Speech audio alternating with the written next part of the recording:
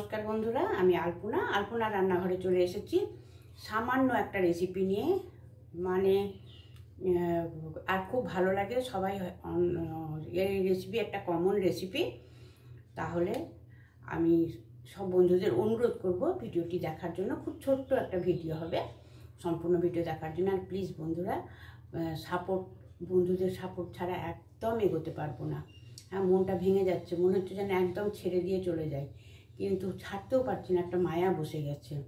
सब बंधुदेर अनेक बंधुदेर एत बेशी भालोबासा पाচ্ছি तार जन्य अनेकटा माया बसे गेছে, छाड़ते पारछि ना। किन्तु आबार जखन चैनलटा देखछि जखन भिउ देखछि तखन मने हच्छे छेड़े दिই। ताहले बंधुरा प्लिज चैनल आमार भिडियोटी देखार अनुरोध रइल। बंधुरा এইটা আমি নিয়েছি একটা মান কচু, অনেকে মান কচু বলেন, অনেকে শুধু মান বলেন, আমরা তো মান বলি। তো যাই হোক নিশ্চয়ই বুঝতে পারছেন, যার জন্য আমি আস্ত জিনিসটা একটু দেখিয়ে দিচ্ছি।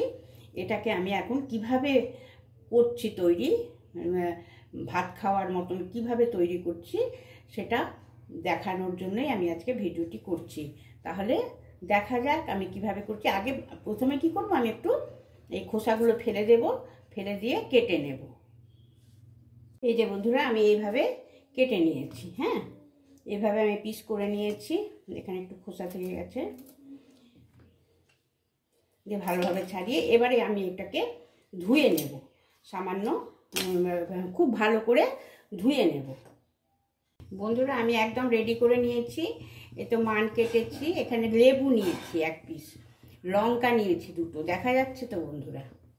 এই যে একটা টমেটো রিং এইভাবে রিং করে কেটেছি, পেঁয়াজটা রিং করে কেটেছি, এখানে নিয়েছি একটা রসুন। এই দিয়ে আমি এই মানের রেসিপিটি করছি। এখানে আমি কড়া বসিয়ে দিয়েছি, কড়াটা আমার গরম হয়ে গেছে। হ্যাঁ, এখানে আমি সামান্য তেল মানে অয়েল ব্রাশ যাকে বলে সেটাই করে নিচ্ছি।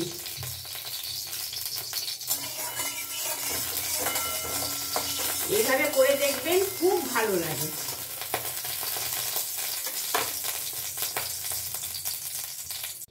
এবারে আমি করব কি, এই মানগুলো আমি এইভাবে একে একে দিয়ে দেব।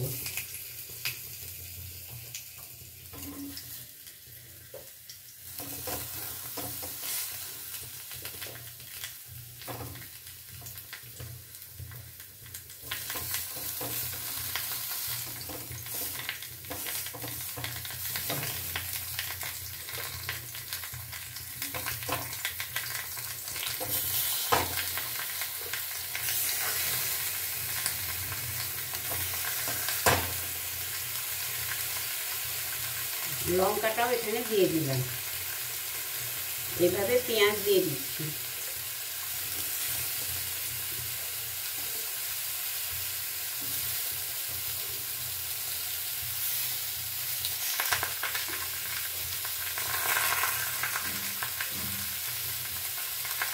আর রসুনগুলো দিয়ে দিলাম।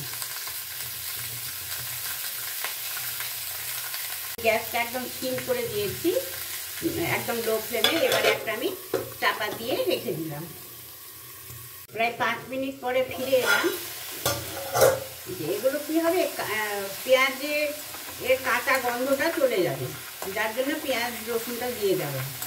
আর মানে সামান্য একটু কোটকোটানো ভাব থাকে, তো এটাতে রসটা সম্পূর্ণ মরে যাবে, এতে কোনো পেঁয়াজের মানে কোনো রস থাকবে না।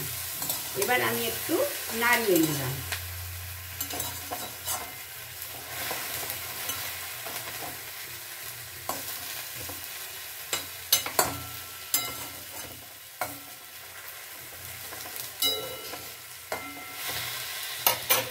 আবার ঢাকা দিয়ে দিচ্ছি, প্রায় 2 মিনিট মতন রাখবো। এই যে বন্ধুরা এখানে আমি সামান্য সর্ষে নিয়েছি, 1 চামচ সর্ষে, সামান্য পোস্ত আর একটা লঙ্কা, একটু আমি পেস্ট করে নেব। এবারে আমি গ্যাসটা অফ করে দিলাম।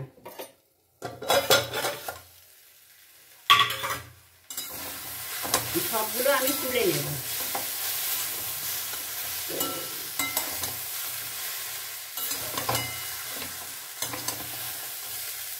সবগুলো এই প্লেটে আমি এইভাবে তুলে নেব। এই যে বন্ধুরা এইভাবে আমি অনেকটাই সেদ্ধ হয়ে গেছে তো, এইভাবে করি। একটু ঠান্ডা হয়ে গেলেই আমি এটা ওই সর্ষে পোস্তর সাথে একটু মিক্সিং বলে পেস্ট করে নেব। সবগুলো একসঙ্গে মিক্সভাবে পেস্ট হয়ে যাবে। এই যে বন্ধুরা, আমার পেস্ট হয়ে গেল খুব সুন্দর করে।